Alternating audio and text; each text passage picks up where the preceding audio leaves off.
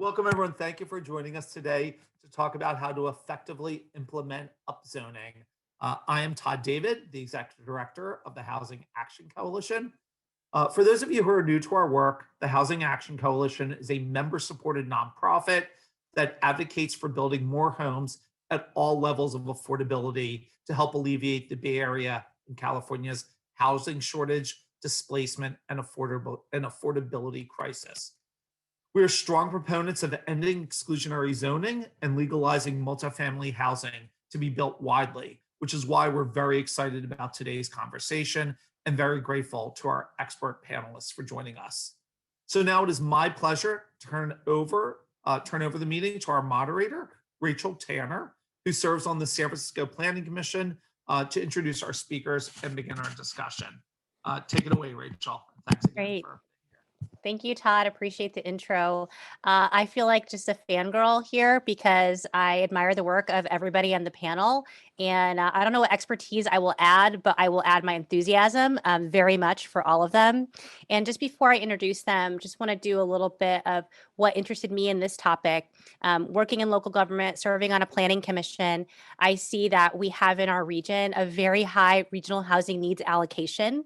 And that is the housing number that our jurisdictions throughout the Bay Area need to plan for the upcoming 8-year cycle. And looking at those big numbers for San Francisco, I think it's upwards of 80,000 housing units, and other districts have similarly high numbers. It feels like, man, we're really going to have to do some things differently than what we've been doing in the past.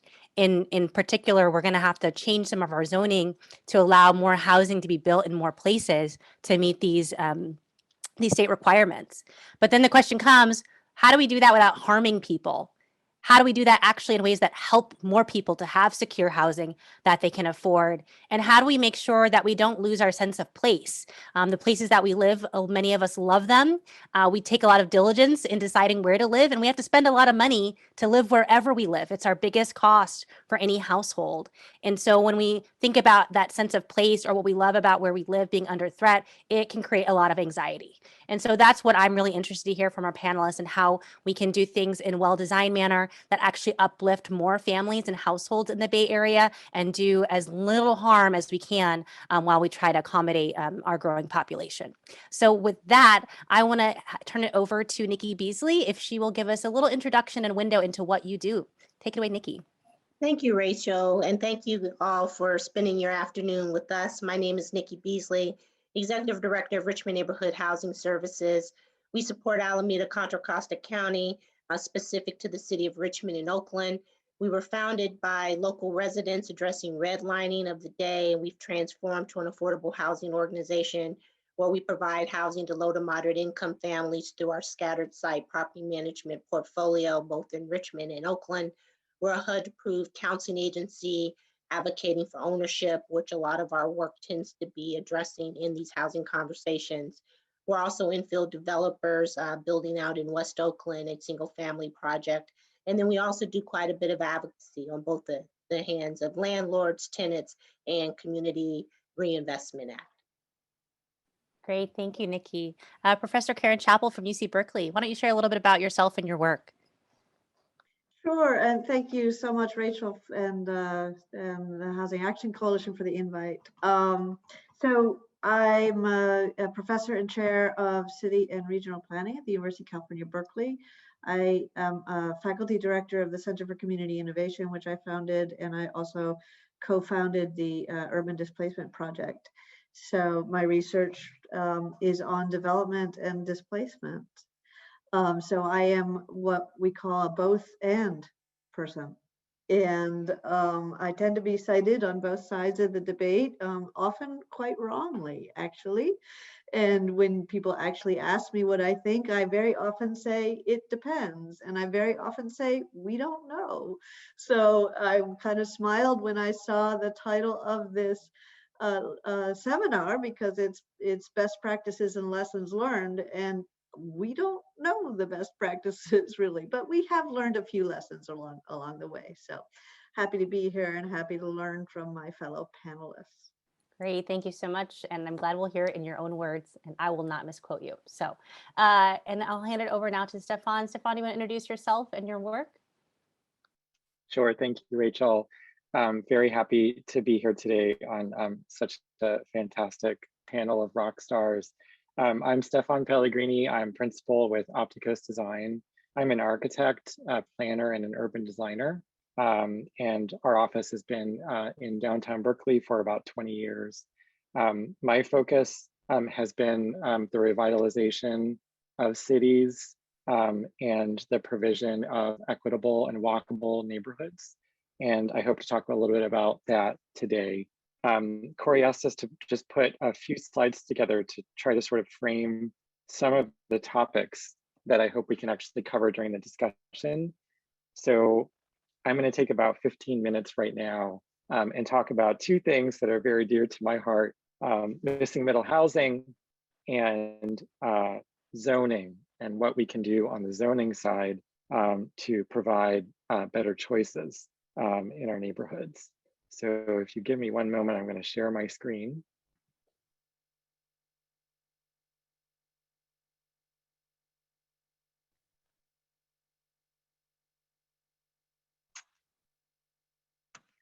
Great. So I'm just going to talk a little bit about sort of this topic of missing middle housing. I think this is sort of an important consideration to think about when we talk about actually our abilities to create mixed income communities and sustain mixed income communities. And underlying this are some real shifts in American demographics that are trending away from geographies and spaces that are predominantly made of single family homes. And that is that the traditional nuclear family is just not as significant as it is today. We have increasing households which are single persons, increasing households that actually are seniors, age 65 or over, increasing households with no children, and higher numbers of ethnic populations, including Latinos, who are representative of the growth and bring with them sort of different needs with regards to housing. This slide sort of summarizes how some of the changing demand for housing can be translated back to this idea of missing middle housing and the environments where missing middle housing can be supportive.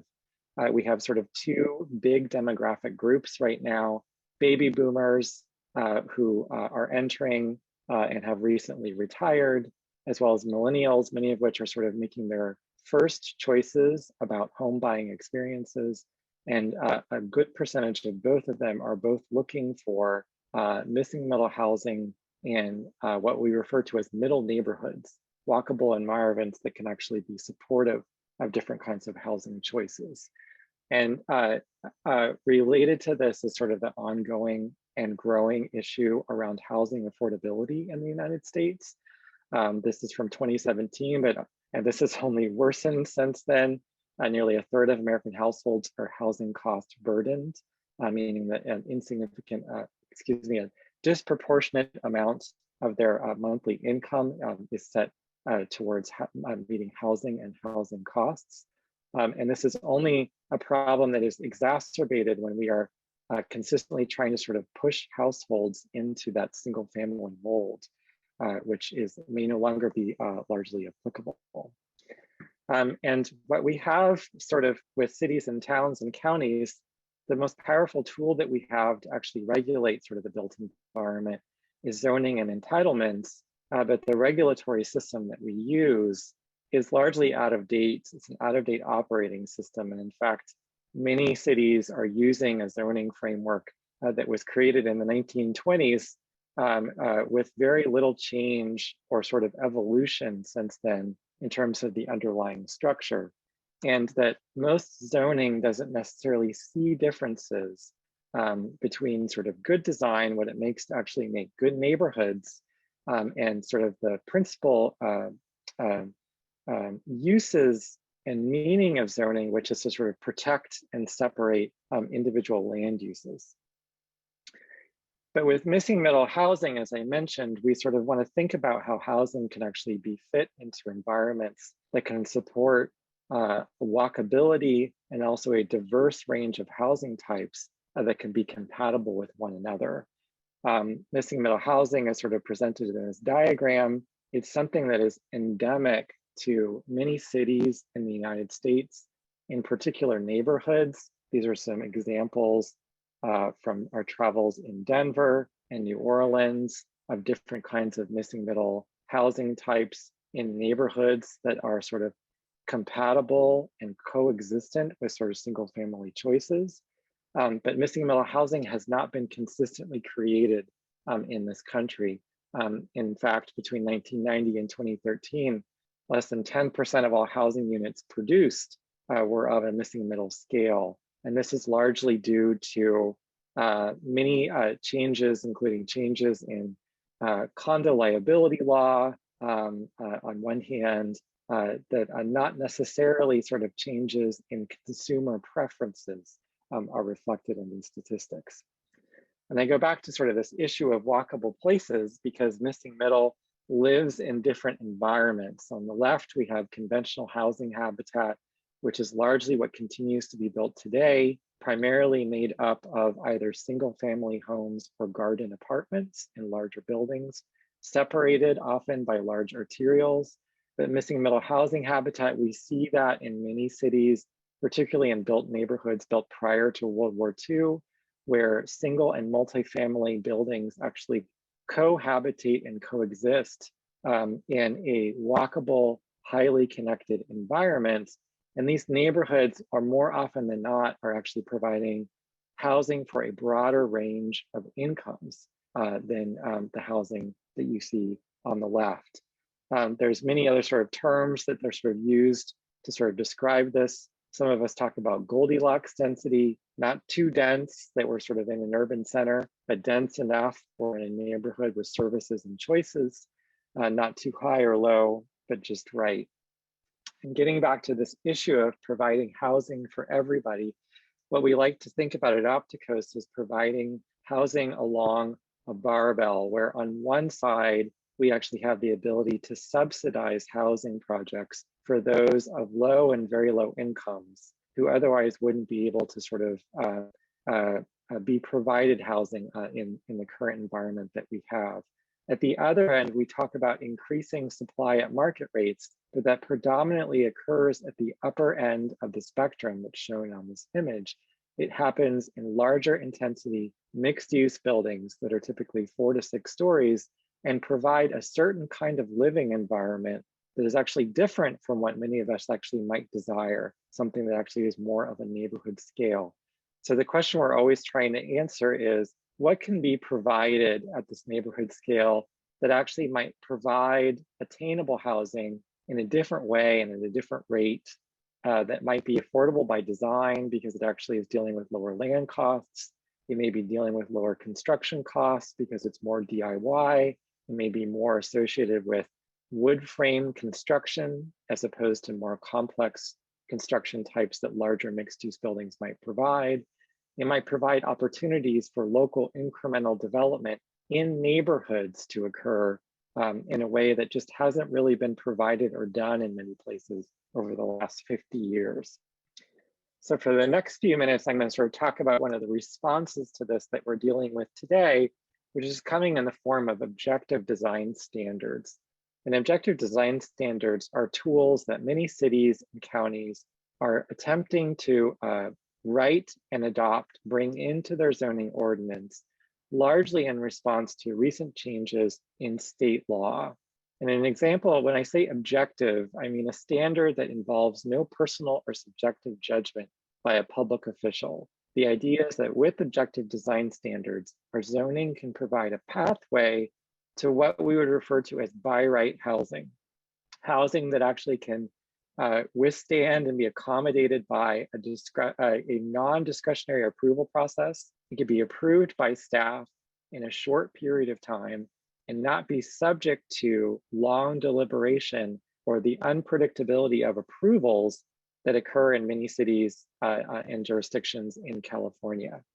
I mentioned that this is sort of adjusting and accommodating recent changes in state law. Lots of housing bills in the last few years that have trended towards more what we refer to as ministerial approvals, approvals by staff, limiting the subjective review of projects, being able to deliver housing, again, through zoning and entitlements more quickly and more effectively and more predictably.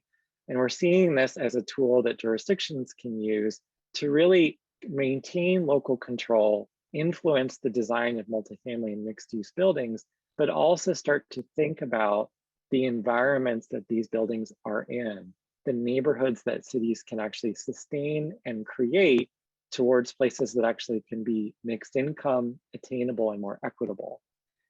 And that's something that we sort of at Opticos are constantly sort of trying to ask ourselves, what can we do to not really focus on the design of good buildings on the one hand, but also sort of promote good neighborhood design that are where we can create new places for consideration.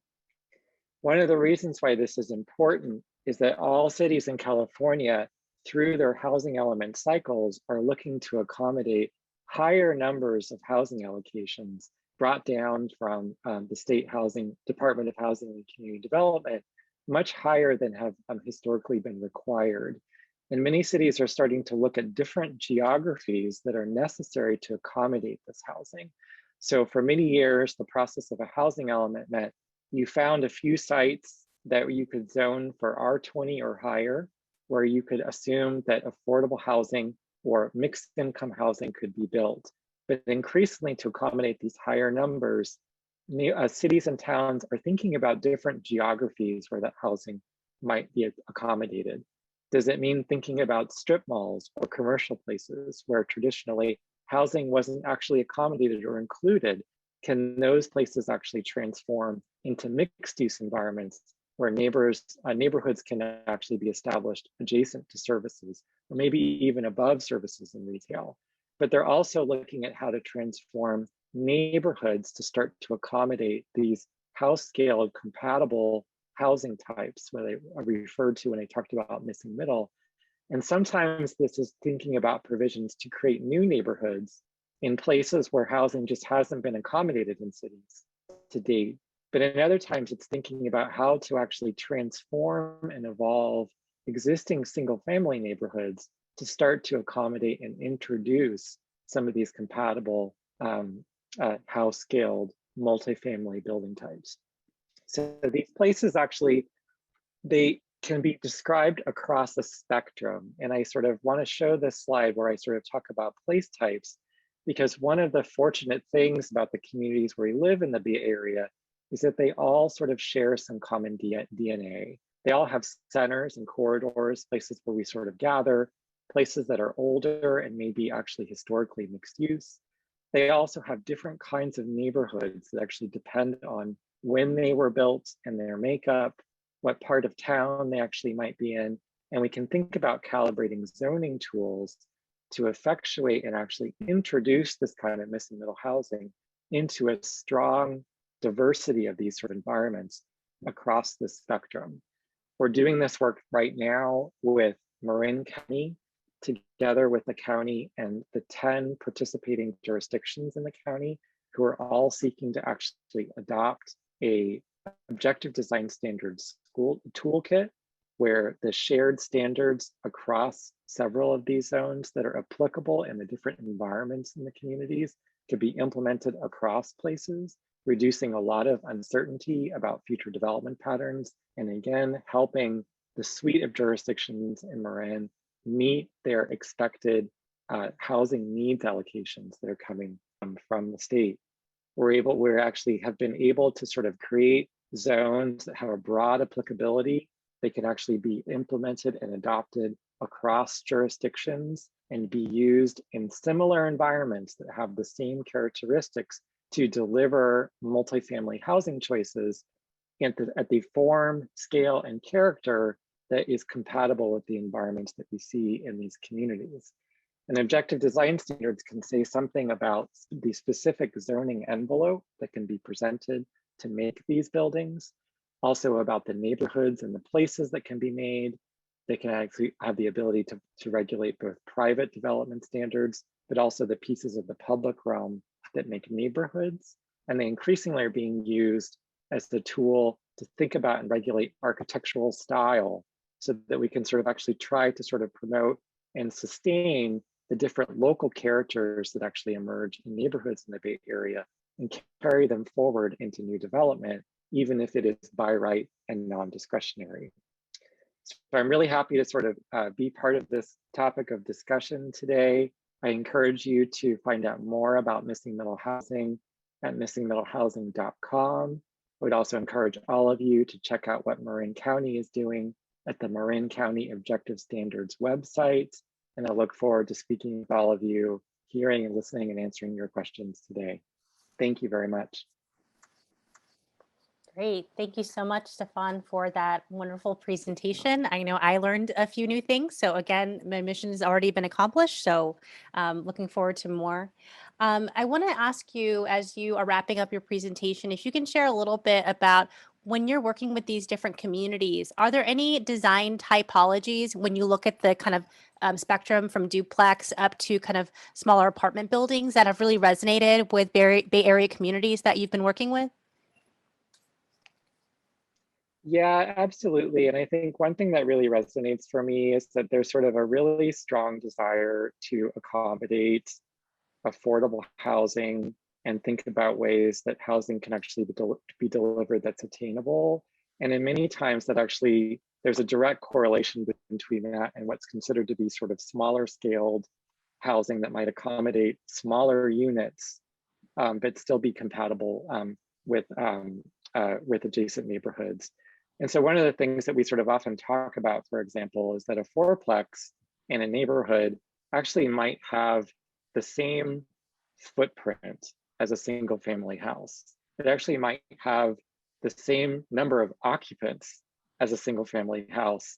It actually might even have the same number of cars on the parcel as a single family house.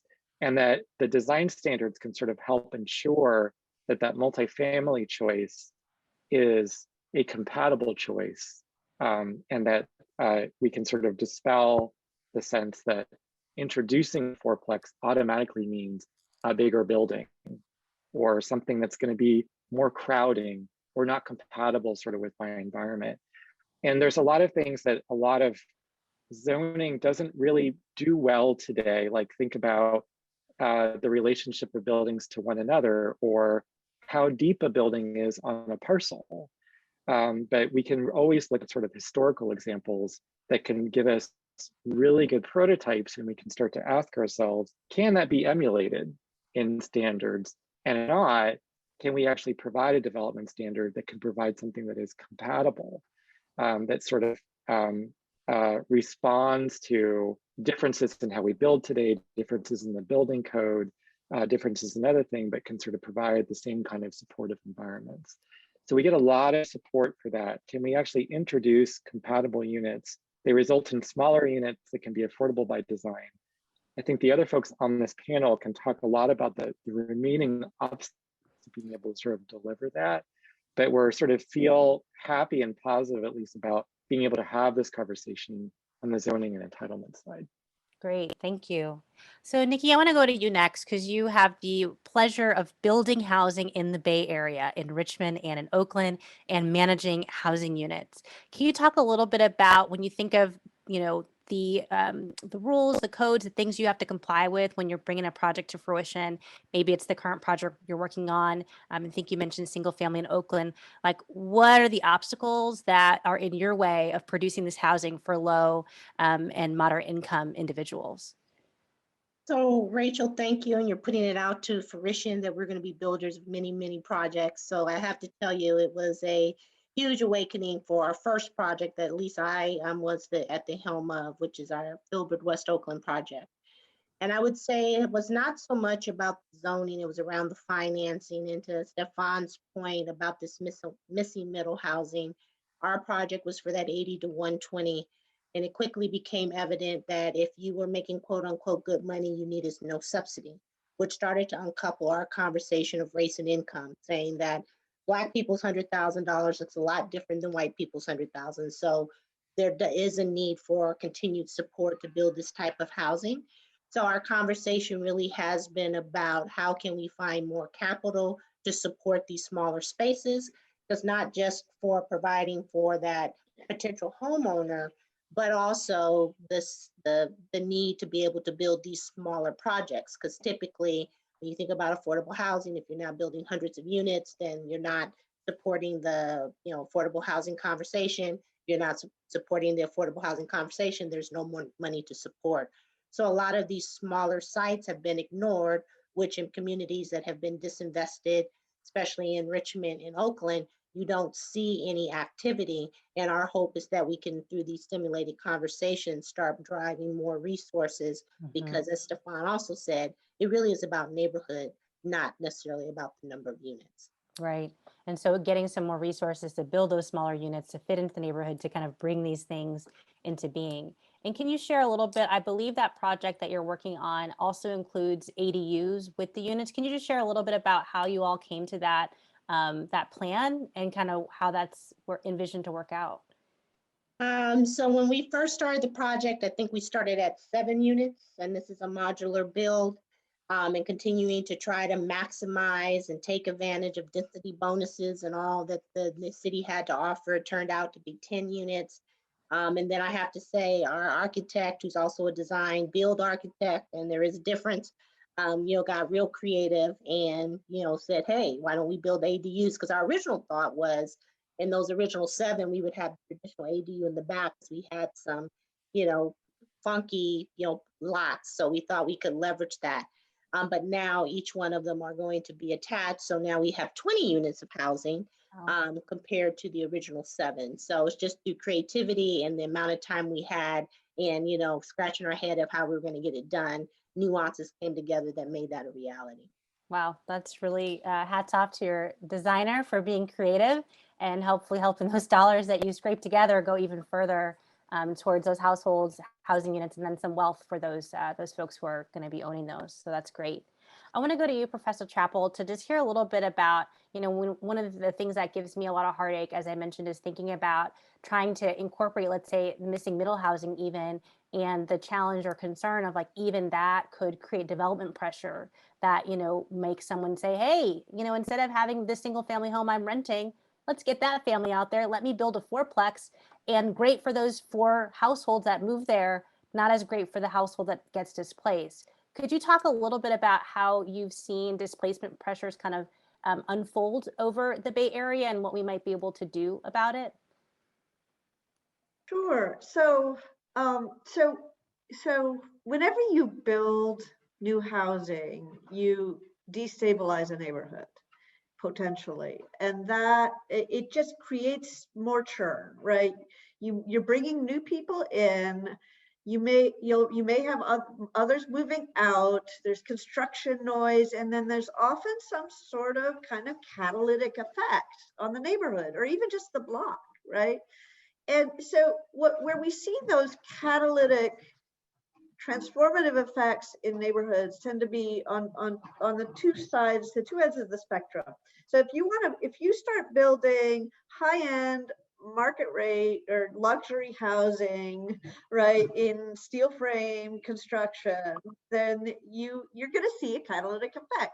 And if you don't build anything at all, you don't introduce any new housing, and the new people come in, and then it'll be catalytic also, but it will be displacing lots and lots of people. So the missing middle is actually by definition going to displace less than either building luxury or doing nothing, right? So it's sort of a happy solution. Now that said, you want to pay attention to the context that you're building your missing middle in, and the context matters dramatically. In the Bay Area, though we do have one regional housing market, we have hundreds of housing submarkets, and they behave very, very differently.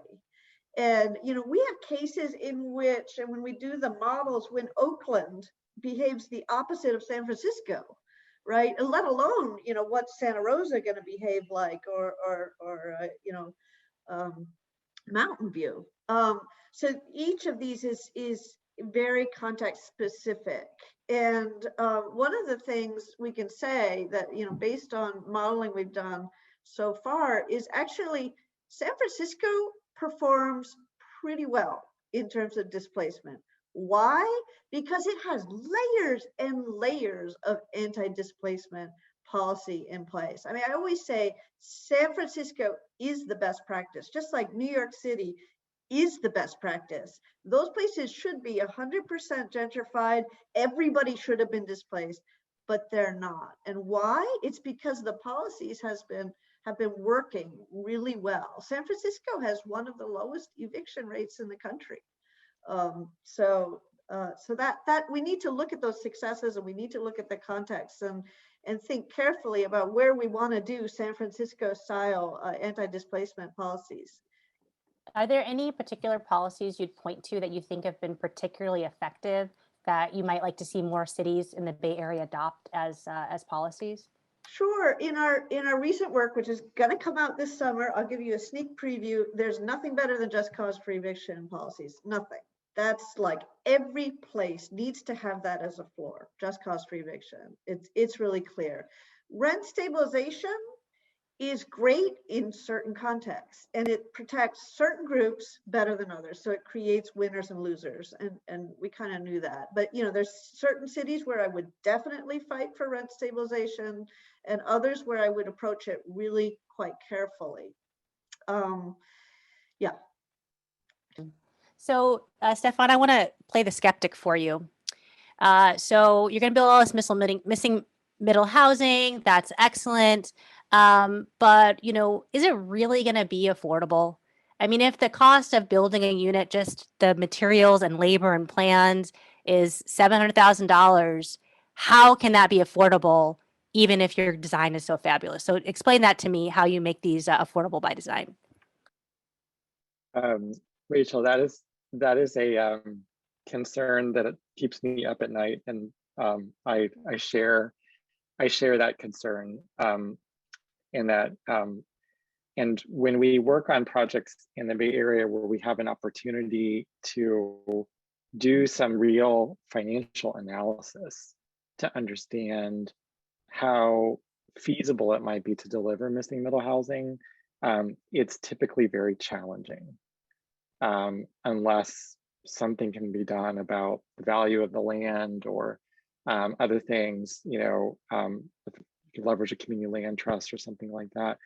So that's a concern. We're working in the South Bay in the city of Mountain View. Mountain View has an incredible stock of multifamily housing. I think they have about 16,000 parcels, multifamily housing parcels in the city, supporting like one of the most significant multifamily populations in the South Bay. Huge concerns about displacement, and also huge concerns about making sure that they can actually sustain their multifamily population as many of their older buildings start to come offline and be at the end of their usable life. But we're able to do some analysis there, and missing middle housing was financially feasible for a portion of their future housing projection, but it was not a substantial portion. It was sort of a good piece of the pie, but there was a much larger pie of housing that needed to be delivered, because it simply was actually very difficult to actually deliver it, particularly on parcels that were sort of a larger size. So that's sort of a concern for us. On the other hand, I think where I see the opportunities to retain grain in neighborhoods and retain a pattern of smaller parcels and smaller increments of ownership, where missing middle can actually be support that. I think that it absolutely provides a potential for missing middle to sort of provide attainable housing. I live in San Francisco. When I moved here, I was able to find a place that was 1 unit on a 2,000 square foot lot that is in a building that accommodates 3 units. I have neighbors on my street that maybe have 7 to 12 units in the same building. And all of us are sort of built into an exemption in the San Francisco zoning code. because none of our buildings can actually be rebuilt should anything sort of ever happen to them. But you have to ask if there's like a living pattern that actually is possible and has been sustained for 120 years. Should we sort of figure out how to sort of build more of it? And that ability to sort of get into that very small postage stamp increment was what made it possible for us as a family to stay in San Francisco. Granted, that was 20 years ago, but we don't see the same kinds of opportunities being made in other cities. And so I always go back to that grain when I want to understand where there is the potential to create that as an ownership vehicle for people moving forward. That's great. It makes me want to go back to Nikki and think about this topic of home ownership. You know, one thing that I've talked to some of our Black community here in San Francisco about is this, both the type of housing that folks want to live in and also about being able to build wealth through housing. And so we see outward migration from many places in the Bay Area, San Francisco, a huge one. And I think it's kind of, I shouldn't say misunderstood, but it's like, why is it happening? Well, part of it is dollars and cents. I can get a larger home that can accommodate my family in a place that might mean I have to leave my historical home, but I can have benefits for my family into the future. And so that's the choice that I think many families make when they're thinking about the next generation. And also, you know, if it's a 2-bedroom condo or 2-bedroom apartment, it's not really the style of housing that I want to necessarily have for my family. So when you're working with whether it's tenants or the homeownership project you're doing or folks who want to own homes, what are they looking for? And are there ways that you see this missing middle conversation kind of meeting their needs, or where does it miss, you know, the needs that they have? Well, thank you for bringing up the people we're trying to solve for, because oftentimes they're not part of these conversations. You know, we got a lot of academia talking about the solution, but no one's talked to the people. So first of all, a little background story. I'm born and raised in San Francisco. And when I exited, it was not due to gentrification or housing or even cost. I just wanted a house with a front and backyard. And this was in the 2000s, prior to, you know, the exodus. But I will say now our HUD counseling services really informs us because of the people who come through our program wanting that traditional mortgage, wanting that traditional home. So that educates us to know that there are people out there that wants what traditional home ownership is. However, I think we're somewhat unique that we don't say that that's the only way home ownership can happen, because we also understand that due to people's income limitations, credit, whatever the situation is, may not be suited for that traditional mortgage. So we are open to whatever that individual's ownership model looks like, we want to solve it. So if that's a land trust, if that's a co-op, is that coming in with, you know, 3 families to buy a triplex, whatever that looks and feels like, we want to be in position to offer those resources. So a lot of the information just comes by the people we serve and what we're, you know, being asked to do. Thank you very, very much for that. And I just want to summarize some of the things that I've been hearing, and maybe I'll ask each of you kind of the same last question, but I'll give you a second to think about it, which is we kind of frame this conversation about upzoning and ideas that, you know, communities may be looking at needing to increase zoned capacity throughout their jurisdiction because of the housing element. And so I want to ask you if you have either a best practice or a don't do practice that you'd like to see cities take forward as they're looking at that. But I want to just kind of summarize some of the things that I've heard in our conversation for our participants today. We talked a lot from Stefan about the different styles of housing, demographic changes, and that we are pretty well geared in this current building mode for building either 100% affordable housing, although we always could use more, or larger kind of 4, 6, or higher story mid and high-rise buildings. But that missing middle is what we might need to integrate more. We can do that through objective design standards that local cities can adopt that can help to provide a scale and character of this missing middle that integrates well into existing neighborhoods or possibly could become new neighborhoods. We also talked about some potential best practice tenant protections that I think would need to be in place really as we are preparing for potential zoning changes if we want to really protect tenants. Professor Chapple talked about just cause tenant protections as well as rent stabilization depending on the jurisdiction. So context might inform whether rent stabilization is appropriate or again, who it helps, who it does not help. And we talked also about the challenges of building housing, that missing middle has trouble getting financed. So we heard from Nikki's organization, Richmond Neighborhood Housing Services, that financing that ownership project, because of the small scale, kind of was out of sync with the funding streams that are being provided for low and moderate income housing. And then even from Stefan, that it can be hard to make it financially feasible, and certainly then for those units to be affordable. So certainly some challenges that we're facing, but also some opportunities. And of course, remembering to think about what do folks want? So those demographic shifts, but also folks Nikki's serving and others, like where are they trying to live? Where do the consumers, the citizens, the residents, where do they want to live? What style of housing they want to live? So with that, I'll turn it over. We're going to go Karen, Nikki, and then Stefan, either a best practice to do or a not to do, or both if you have one. So I'd like to talk about the lessons learned from the ADU revolution. And it's funny that I'm talking about this. I just realized that two of the folks in the audience actually co-authored my ADU studies with me. So hi, Samaya, and hi, Farzad. So what we've learned is that ADUs are generally affordable by design. And we just did a survey of 800 homeowners who told us they're renting generally to moderate income or even some low income tenants, not necessarily their family, arm's length often. So, and that's because it's cheap to build, relatively cheap to build a unit like that, so they don't have to charge exorbitant rents. So one of the things that we learned over time with ADUs was that we had to keep reducing the barriers, the zoning barriers, the design barriers. And so that, that's a huge lesson for the missing middle movement. Don't lay on lots of onerous design requirements.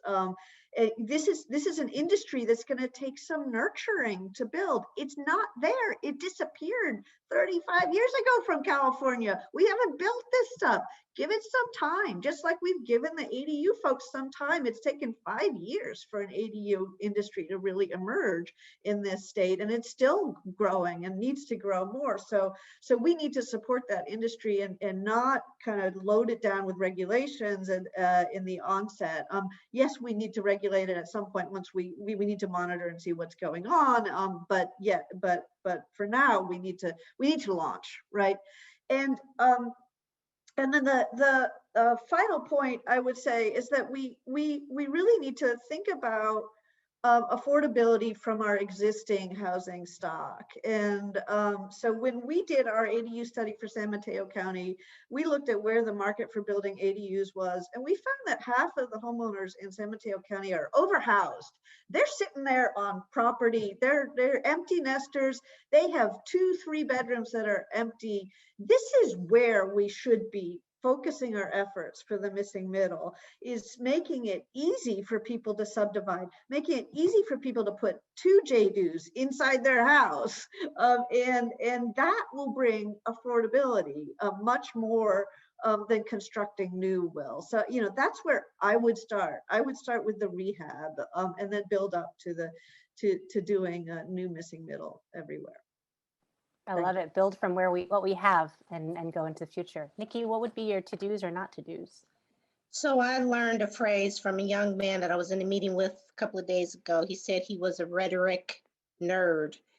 So I would first say, let's not get caught up in the rhetoric, because we get, it closes the wealth gap. It does all these things. Let's, if we are in this innovative space of exploration, discovery, realizing that what was being done before isn't working now, that all are patient with the process, that it may not solve the way in which we thought it would solve, but at least, quote unquote, we try without causing harm. And with us also doing the ADU work in Oakland, excited to see if we can prove some of these assumptions that, ADUs, what they bring to existing home ownership and how it provides housing. But I will say the best practice is to vet the assumptions, talk to the people. With the upzoning, I have to say I'm also a new believer of SB 9. I wasn't feeling it, until I got on a call with Wiener. But being able to look at the SB 9 as not a way to replace to where it wouldn't cause displacement, but let's take advantage of all the dormancy, the blight, the vacancy. Let's use up all that land first before we start saying, I have a You know, I have a single family home. I can make it a fourplex. Let me tear it down and move out my renter. That should not be what this is. And I think that it cannot be an absolute or solve for quote unquote the new issues of housing that we have. And the last note is we have to be clear on definition, because affordable housing means different things to different people. Are we talking about their strain on income? Are we talking about what the actual, you know, rental price is? And through it all, we have to give people the opportunity to choose if they want ownership and figure out how to make that happen. Great. I was taking down all those tips. That was really good. I think one thing that I certainly appreciate is that we're putting our hands to the plow. We're working together towards shared goals. Let's listen to each other and make sure we're understanding what each other is saying, because we could be using the same words and talking about different things, and that's really important. And then also, I think kind of building on what Professor Chapple said, there's capacity in places. It doesn't mean that everything is going to get bulldozed because something is changing to build more capacity. There's a lot of underutilized areas that people would love to see turn into housing and would be celebratory instead of kind of feeling like, oh, something's been taken from us. So thank you for that. Stefan, you want to close this out, and then we're going to head to some audience questions. Sure. Well, I think you know, the current housing element cycles they're communicating that we all need to find more space for people, for all people in our communities, and that, you know, the majority of Americans are looking for what my business partner Karen Perlick refers to as neighborhood living. They want to live in an environment where they have access to open space, but also access to services, and they love to walk, but they don't necessarily want to be in a big building. So I think my advice would be, as sort of you're going through this process of thinking about the geography in your city, about where housing should go, think about what sort of environment you want to create for that housing, particularly when you're thinking about that housing in a place where housing maybe doesn't exist right now. Maybe you're thinking about your strip mall or an old rundown commercial corridor, or places where just typically a lot of people don't live right now. And then it's one thing to allow a residential use in that area. It's another thing to make sure that new residences in that area can actually build and create a neighborhood over time. Mm-hmm. And that often doesn't happen when we go through the housing element cycle. We think about what can we rezone in our community, but there's never really sort of a visioning question about what do I want this neighborhood to be like? Who is this neighborhood for? It's just a question of what am I going to rezone that property? And so I really encourage people to sort of ask those questions and think about that. And that's become really important as we have more housing that we need to accommodate.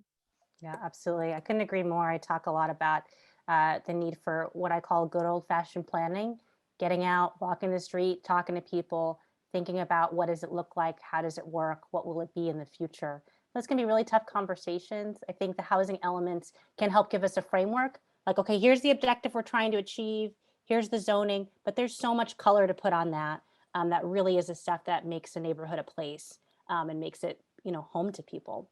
I'm going to give you the first question, Stefan. It comes from Ada and Joan. If you could just help folks understand are the objective design standards different than a form-based code, or maybe there's some overlap there. And, you know, how, kind of building on this last point, how might we create rules in cities that have different and distinct neighborhoods? Should they have different design standards for each neighborhood, or can these objective standards be big enough to accommodate the different characters of different neighborhoods? Sure, thanks for that question. And I posted sort of a short answer to Ada's question in the chat, but I'll just go over that. And I would say that, you know, form-based codes, which now sort of have about kind of a 35 or 40-year history in the United States, are used sort of pretty widely. They are typically sort of objective regulations, and that they aspire to actually provide a lot of predictability about what the zoning is supposed to make and what the building is supposed to look like and what its relationship to the public realm is. And objective design standards are by definition objective, but they don't necessarily provide that predictable outcome. And in that, you know, a what I'll say about that is that zoning sometimes can be trying to sort of prevent certain outcomes rather than sort of define what it wants you to have. And some of that can trickle into objective design standards. So you might have something that says like, at least once every 35 feet, the building needs to have a recess of at least 2 by 3 feet. You'll have sort of a dimensional requirement that is easy for a building to meet. But when you ask yourself, what does that building look like? It's not clear. It's sort of not clear sort of what the outcome is supposed to be. So we obviously, with a tradition of form-based codes, we sort of try to infuse all of our objective design standards work with form-based coding solutions. Because again, I think that the closer you can get to a predictable outcome, the more successful you'll be in maintaining support for this idea of by right housing. I think the other thing that keeps me awake at night is that there's going to be a huge blowback where we all decide that this right to housing was a bad idea, and that we need to go back to the days of what we used to do in Berkeley, which was have 19 zoning and adjustment board hearings to talk about a really minor change to a building that was holding that building up for it to be approved. So, you know, I want to keep the pendulum in the middle where we can sort of maintain the support for this idea of building housing quickly and efficiently. Great, thank you so much. One thing that we also have a question from Zach, it's kind of about the idea that, you know, a great place to build housing can be in suburbs or parts of cities that were once exclusionary, that often have single family zoning, though not exclusively. And that may have been an explicit strategy, in fact, that happened in San Francisco, Berkeley, many cities, to keep people of color and others out of the neighborhoods, was to say, no more apartments, single family home only. Some of those areas can be pretty car centric though. And so they may not have the transportation infrastructure to support walking, biking, or not using a car. So do any of you see trade-offs between equity and the environment in this, or is it kind of a, you know, we're in an intermittent period where eventually there'll be good transit, but it may not be here for a while? Any thoughts or reflections on that? So I don't have the answer to the environmental question. I don't know what we're going to do, because, you know, when you're a single mother with 3 kids, you got to pick them up and go to the grocery store and take them places. I don't know how we're going to do that without a car. Don't see them on a bike, don't see them walking, don't see them getting on BART or transportation. So I don't have the answer for that. But I do want to, again, that rhetoric about, and not that it's not true, but also needs to be uplifted. The equity conversation about housing was not due to zoning. It was due to people's inability to gain access into communities when they wanted to purchase. Okay. As well as solutions being made on behalf of people of color of where they were going to live and not having a choice where they could go. So yes, zoning was a part, but we also need to uplift the other pieces. That was one, in my mind, a much smaller component to the overarching issue. So again, I would say that it is important that we analyze these spaces individually and make decisions based on, again, I think it's the common theme here, neighborhood, need, what is the right scale? Can it allow for 50 more cars to be in this area if you have a narrow street? What's the infrastructure going to be to support it? And let those things define what type of housing come into some of these. Absolutely. And then does anybody want to add to that? I think that's a great response. And then do you want to add something, Professor Chapple? I totally agree with Nikki. Said it very well. It's really about access to finance. So, thank you for putting that on the table. And it's racialized capitalism that we're dealing with. But the one thing about exclusion is, we've had this focus on opportunity areas, and if you look at what people are defining as opportunity areas, they tend to be ex-urban areas with nothing around them. And I do think we need to really carefully think about what is opportunity. Communities, some low-income communities of color may not agree with these definitions of opportunity that we are putting on them, for one. And then secondly, that we definitely need to break down exclusionary zoning in the suburbs.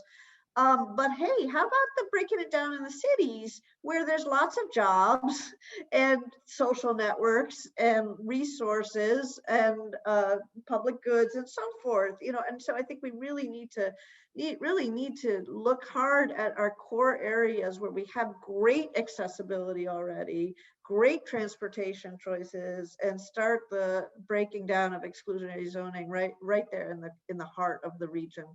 That's great. And I think one of my favorite strategies is asset-based development. Like, let's build on what we have, because it's so much easier to build and grow from what's already there than to say, we don't have this, let's try to figure out how to get it. Nikki, I want to throw a question to you. It is about increasingly single-family homes are the ultimate luxury as prices rise. I mean, they're way more expensive than anything that I probably imagined.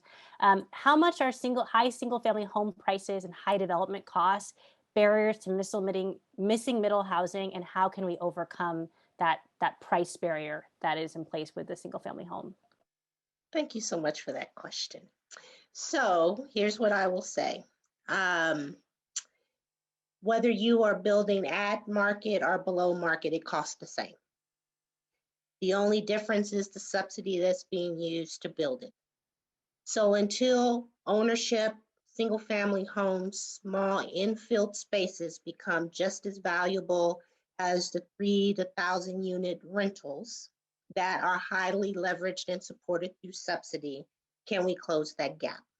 So there needs to be a redistribution of capital, because most of these funds are coming through the bond programs through the state, and many of them are 80% below, 60% below, or through your CDFIs that have a high concentration on density, number of units, and none of them, because I've checked, and if there's any out there, let me know, that have anything available for small site, below 10 units, single family ownership projects, because from the past, they didn't pencil out, people lost, so they don't do it anymore. And until we can come to terms with that, the housing industry has followed the dollars and not the needs, will we start to find these solutions?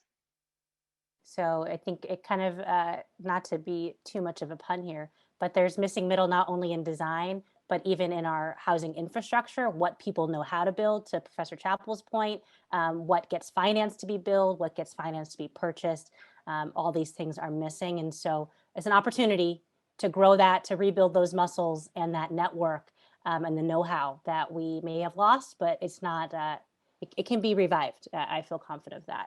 So we have 1 minute left. I will ask each of you just to share something that makes you hopeful about the future of housing in the Bay Area. One little ray of hope that you might offer. For the first time in a long time, I didn't feel like a unicorn in the room. We were all talking the same language. That keeps me hopeful. Love it. Love it.